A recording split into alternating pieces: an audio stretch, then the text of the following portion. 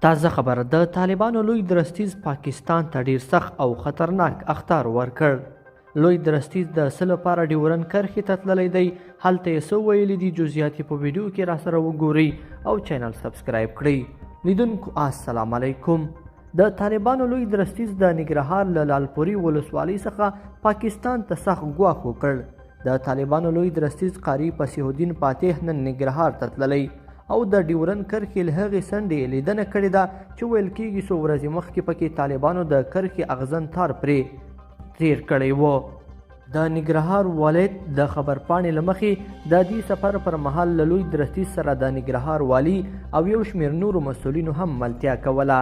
سرچینه زیاتوي مسؤلینو په فرضي کرښه کې د امنیتي ځواکونو چمتووالی له نږدې وکتلو او دوی خپلو مسؤلیتونو ته ځیر کړل.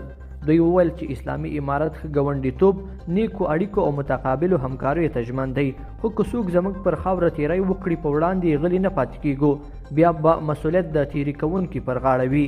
طالبانو څو ورځې مخکې د یوې ویډیو له خپرولو سره ادعا وکړه چې په ننګرهار ولایت کې د ډیورن کرښې ته څیرمه د پاکستان له لوري لګول شوی اغزن سیم شکولی دی. پاکستانی چارواکو په دې اړه تر اوسه پورې څه نه دي ویلي.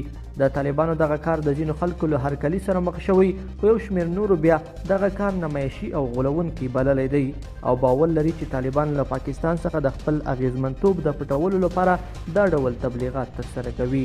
لیدونکو په دې هیله چې دا مطلب به مو تر پایه لیدلی وي. که مو ویډیو خوښه شوه ویډیو لایک کړئ او چینل سبسکرایب کړئ. تر بیا خو وخت.